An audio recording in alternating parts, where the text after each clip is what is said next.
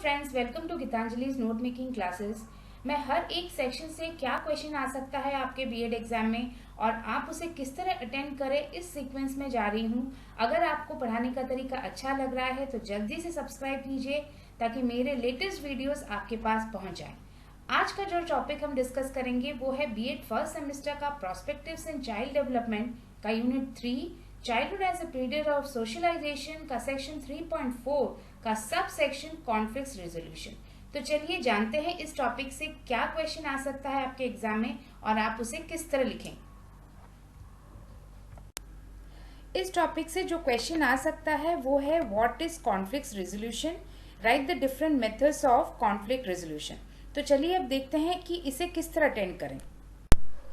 अगर सवाल आता है व्हाट इज कॉन्फ्लिक्ट रेजोल्यूशन तो पहले आप व्हाट इज कॉन्फ्लिक्ट लिखिएगा, फिर जाके आप डेफिनेशन ऑफ कॉन्फ्लिक्ट रेजोल्यूशन में आइएगा और फिर आप कैरेक्टरिस्टिक्स ऑफ कॉन्फ्लिक्ट रेजोल्यूशन में आइएगा। फिर second part of the question जो डिमांड कर रहा है different methods of conflict resolution, तो उसमें मेथड में बुक में दो तरीके की चीज़ें दी हुई है, एक तो स्ट्रैटेजी और टाइप। तो ये दोनों ही चीज़ें आप मेथड्स में लिखिएगा और आप अपना आंसर फिनिश कीजिएगा advantage and disadvantage of conflict resolution पर। फ्रेंड्स, अगर हम डेफिनेशन की बात करें कॉन्फ्लिक्ट की, तो कॉन्फ्लिक्ट सिंपल टर्म्स में झगड़ा होता है। तो उसके डेफिनेशन में आप लिखिएगा कि conflict are part of life, यानी झगड़ा जो होता है वो एक लाइफ का पार्ट होता है। This arise when people have difference in goals behaviour in which each individual think the other as threat. यानी ये तभी अराइज होता है, झगड़ा तभी होता है जब लोगों के विचारधाराओं में, उनके बिहेवियर में और उनके गोल में डिफरेंसेस होती हैं और वो एक दूसरे को अपना थ्रेट समझते हैं या एनिमी समझते हैं। कॉन्फ्लिक्ट रेजोल्यूशन की बात करें यानी झगड़े को कम करने का जो सल्यूशन निकालना, उसे कॉन्फ्लिक्ट रेजोल्यूशन कहा जाता है। तो इसमें आप लिखिएगा कि it is a constructive approach that enable people to find a peaceful solution to a disagreement among them. यानी ये एक ऐसी रचनात्मक अप्रोच है या फिर एक ऐसा तरीका है जिससे हम लोगों के बीच उनके जो डिफरेंसेस है उसे कम कर पाते हैं पीसफुली, ताकि वो एक दूसरे के साथ मिलजुल कर रहें।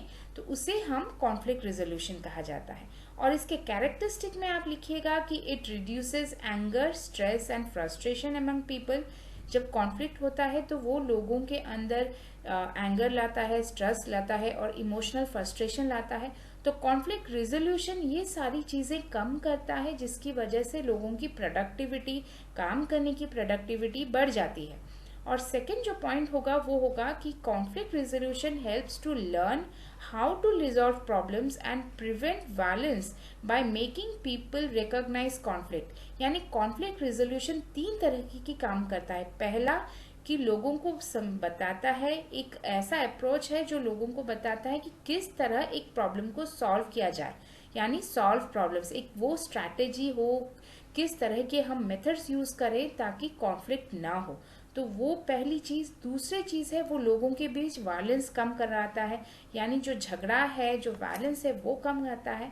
और तीसरी जो चीज़ है वो ये कि वो लोगों को अवेयर करवाता है कि कौन सी चीज़ प्रॉब्लम करवा रही है, यानी रिकॉग्नाइज कॉन्फ्लिक्ट, कौन सा वो टॉपिक है जिस पर हमारी विचारधाराएं नहीं मिल रही, एक्चुअली वो रीज़न क्या है जिसकी वजह से झगड़ा हो रहा है।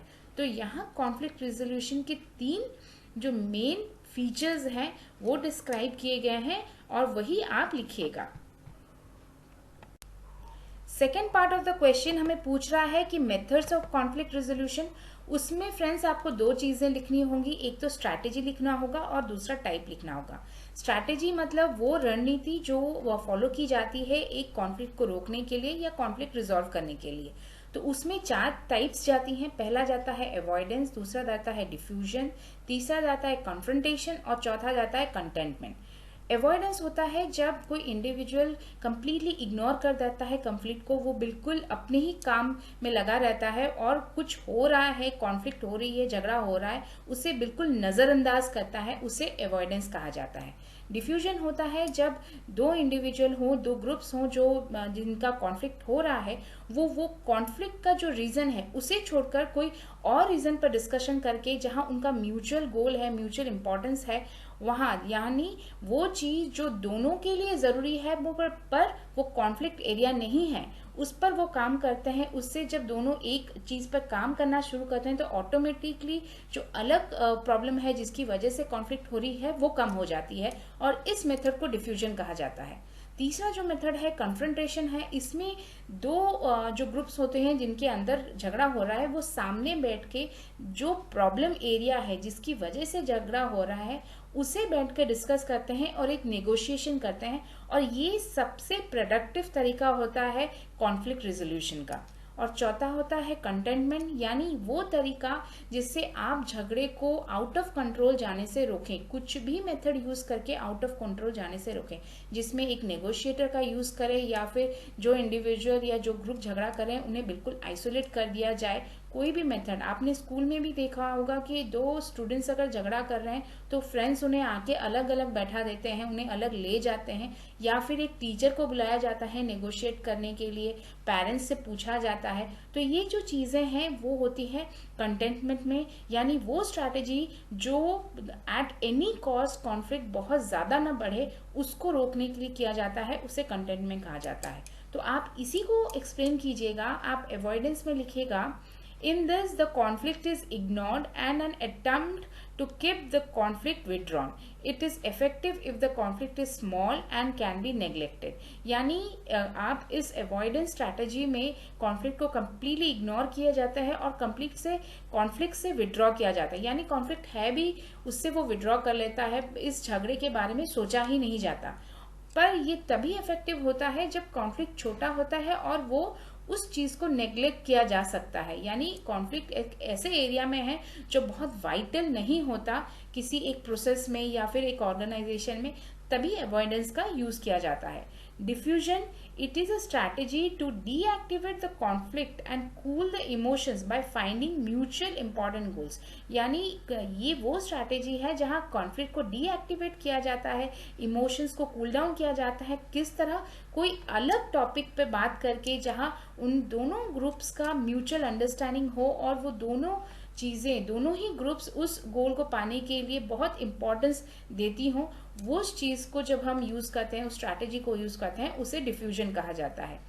कन्फ्रंटेशन में आप लिखिएगा, in this the conflicting groups directly discuss the issue to reach a mutual satisfactory resolution. यानी दोनों ही ग्रुप जब म्यूचुअल सेटिस्फैक्ट्री रिजोल्यूशन पहुंचने के लिए कि एक ऐसा जगह पहुंचे, नेगोशिएट करके इस कंक्लूजन पे पहुंचे जो दोनों का ही फायदा देती हो, उसे कन्फ्रंटेशन कहा जाता है।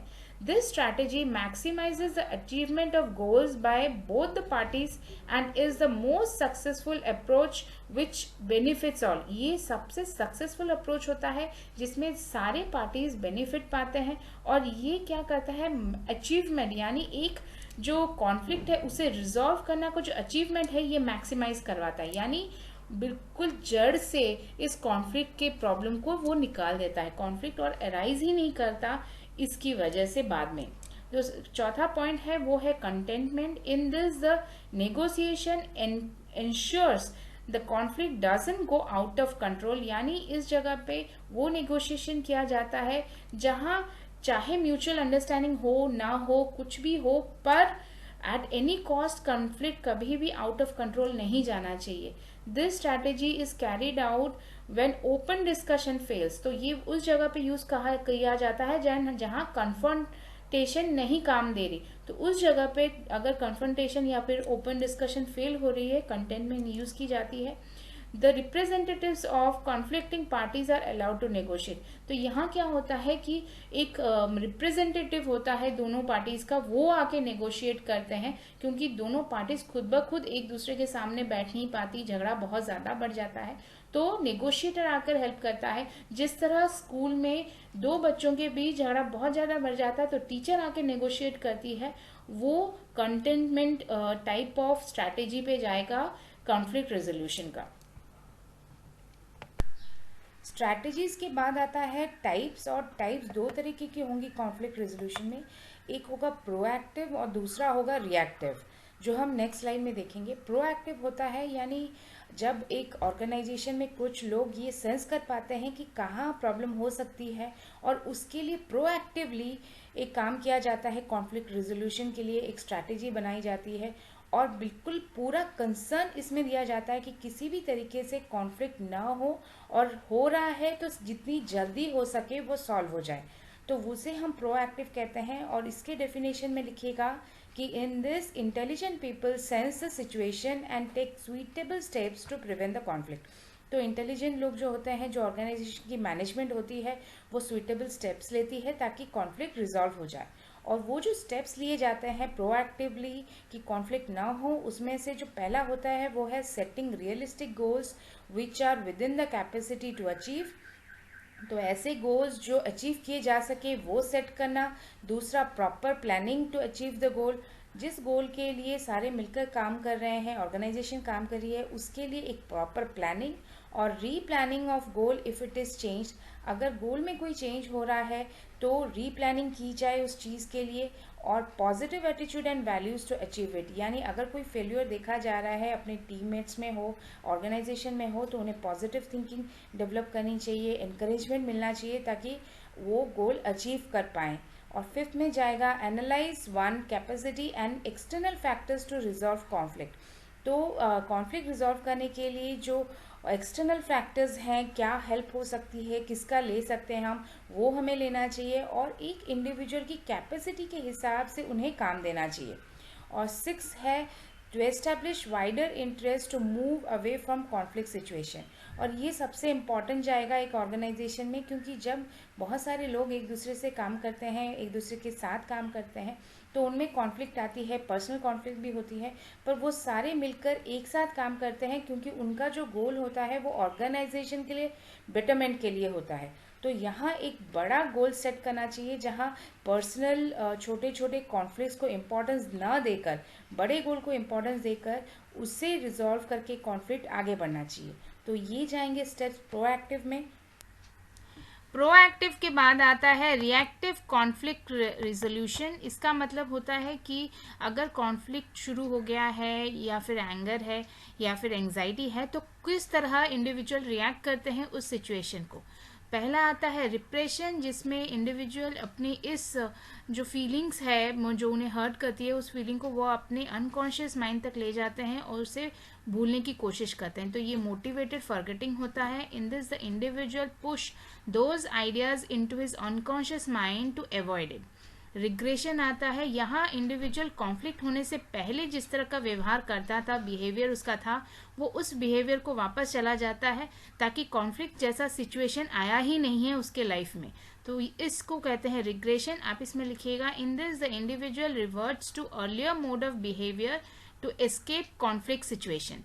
तीसरा आता है रैशनलाइजेशन। यहाँ इंडिविजुअल अपने जो डिड है उसको जस्टिफाई करने की कोशिश करता है कि उसने जो किया है सही किया है, और अगर उसे गुस्सा आया है तो वो दूसरों की गलती की वजह से आया है, उसने जो किया है दैट इज एक्सेप्टेबल और वो सही है। In this the individual justifies his action by giving socially acceptable reasons for failure. Projection होता है, यहाँ इंडिविजुअल अपनी गलती को दूसरों पे डालता है और वो ये मानता है कि उसकी कोई गलती नहीं है, वो दूसरों की वजह से वो उसको फेल्यूर मिला है या फिर उसको गुस्सा आ रहा है या फिर वो स्ट्रेस में है। In this the individual tries to blame others और environment for his failure. Fifth point में जाएगा कंपनसेशन। यहाँ इंडिविजुअल अपने फेल्यूर की जो एरिया है जहाँ वो एक्सेल नहीं कर पा रहे उसे कंपनसेट करते हैं किसी और चीज़ में बढ़कर एक्सेल करके। तो इसमें आप लिखिएगा in this an individual tries to cover up his deficiency in one area by exhibiting his strength in another area. यानी दूसरे फील्ड में वो बहुत अच्छा करते हैं ताकि वो जहाँ फेल्यूर हो रहे हैं उसे कंपनसेट कर पाएँ। सिक्स्थ आएगा सिंपैथेटिज्म। यहाँ इंडिविजुअल सिंपैथी सीख करता है दूसरे इंडिविजुअल से, दूसरे लोगों से। इसमें लिखिएगा person tries to get satisfaction by seeing sympathy from others. 7th point में जाएगी डिस्प्लेसमेंट। इसमें इंडिविजुअल दूसरों पे गुस्सा निकालता है अपने फेलियर्स की, और यहाँ प्रोजेक्शन और डिस्प्लेसमेंट में जो बेसिक डिफरेंस है वो ये है कि प्रोजेक्शन में दूसरों को ब्लेम किया जाता है जिसकी वजह से कॉन्फ्लिक्ट हुआ है, यानी अगर दो ग्रुप की वजह से कॉन्फ्लिक्ट हुआ है दोनों एक दूसरे को ब्लेम करते हैं प्रोजेक्शन में। पर डिस्प्लेसमेंट होता है जब इंसान अपनी फ्रस्ट्रेशन वो किसी भी तरीके से अपने क्लोज जो हो, फैमिली मेंबर्स हो, फ्रेंड्स हो, उन पे वो डांटना शुरू करता है या फिर ब्लेम करना शुरू करता है, चिल्लाना शुरू करता है। कॉन्फ्लिक्ट से रिलेटेड नहीं बल्कि अलग भी चीजों पे वो गुस्सा करना शुरू करता है, उसे डिस्प्लेसमेंट बोलते हैं। इसमें लिखिएगा, in this person try to escape from anxiety by displacing it on others. People show their aggression on someone else, blaming others and shouting on them। तो यहाँ वो दूसरों पर चिल्लाते हैं अपने जो एंजाइटी है उससे रिलीफ पाने के लिए।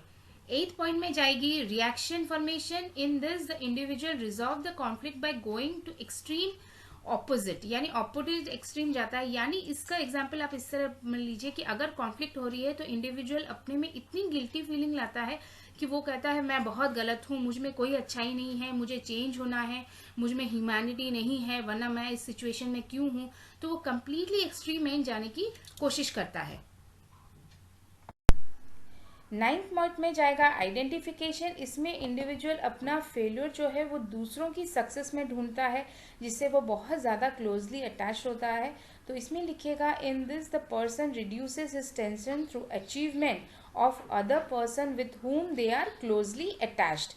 Sublimation होता है, the person tries to replace his conflict with higher and nobler activity। तो यहाँ क्या होता है कि इंडिविजुअल कोशिश करता है उसका जो कॉन्फ्लिक्ट एरिया है या फेलियर एरिया है उसको भूलकर किसी बड़े नोबल पर्पस के लिए एक अचीव करे, उसके लिए काम करे। यानी पर्सनल कॉन्फ्लिक्ट जहाँ होती है ऑर्गेनाइजेशन में, उस चीज़ को भूलकर पूरे ऑर्गेनाइजेशन किस तरह उन्नति करेगा उस पर ध्यान देता है, उसे सब्लिमेशन कहा जाता है।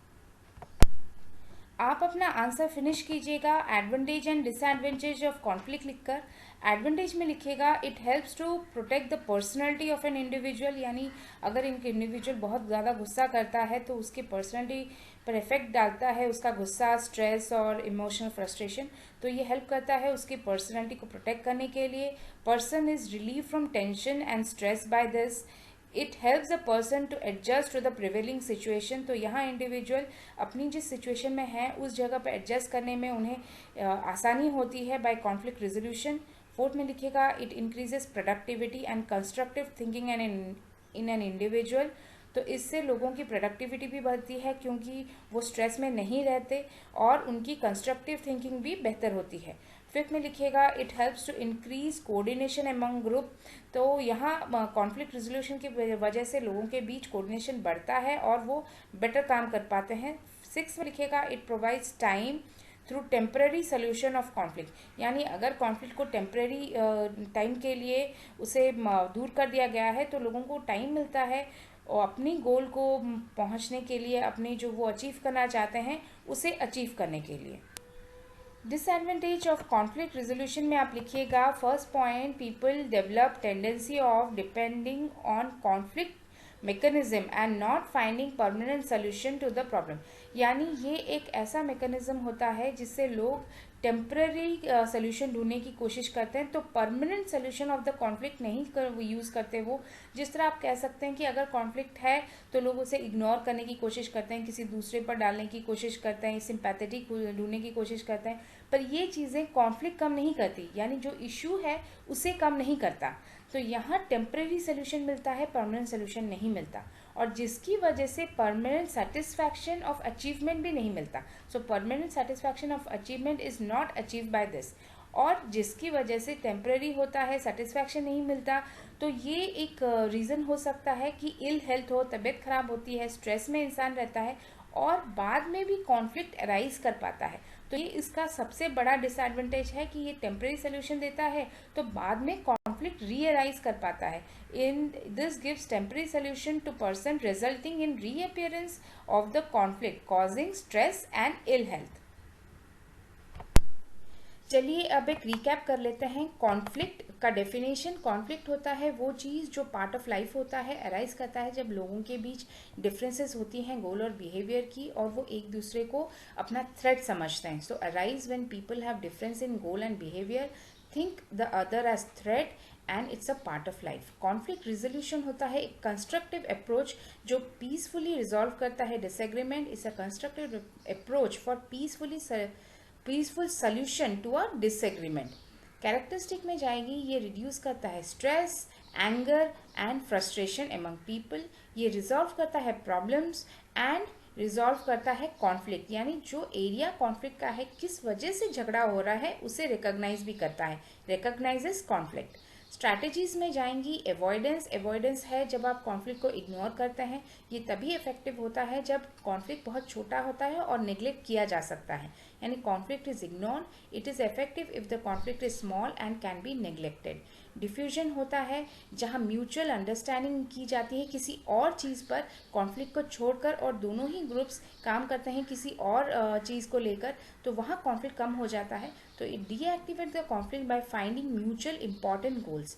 कन्फ्रंटेशन होता है जब दोनों ग्रुप सामने बैठ के कॉन्फ्लिक्ट एरिया पे बात करते हैं और एक म्यूचुअली सेटिस्फैक्ट्री सॉल्यूशन निकालते हैं उसका। ये सबसे इफेक्टिव तरीका होता है कॉन्फ्लिक्ट रेजोल्यूशन का। तो इसमें आप लिखिएगा, conflicting groups directly discuss the issue and reach a mutual satisfactory resolution, maximise the achievement of goals, most successful approach. Containment होता है जहां कोशिश की जाती है कि कॉन्फ्लिक्ट आउट ऑफ कंट्रोल ना जाए। इसमें अगर ऐसा सिचुएशन है जहां दोनों सामने नहीं बैठ पा रहे ग्रुप्स, बहुत झगड़ा बढ़ रहा है, तो नेगोशिएटर्स को लाया जाता है। Ensures the conflict doesn't go out of control, carries out where open discussion fails, representative of conflicting parties negotiate. Types में जाएंगी, प्रोएक्टिव कॉन्फ्लिक्ट रेजोल्यूशन।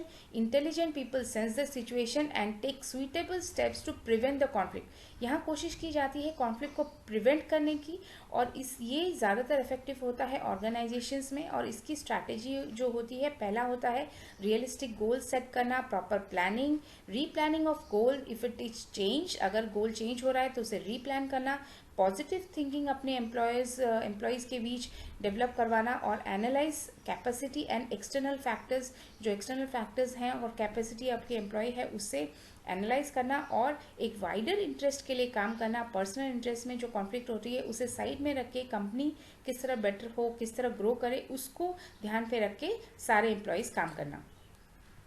प्रोएक्टिव के बाद आती है रिएक्टिव कॉन्फ्लिक्ट रेजोल्यूशन। इसमें जाएगा रिप्रेशन, जहाँ इंसान अपने आइडियाज़ को अनकॉन्शियस माइंड में डाल देता है जो उसे कॉन्फ्लिक्ट करती हैं या फिर दुख देती हैं। Push those ideas into his unconscious mind to avoid it. Regression आता है जब वो अपनी अर्लियर बिहेवियर को रिवर्ट बैक कर जाता है जहाँ कॉन्फ्लिक्ट नहीं होता, reverts to earlier mode of behaviour to escape conflict situation.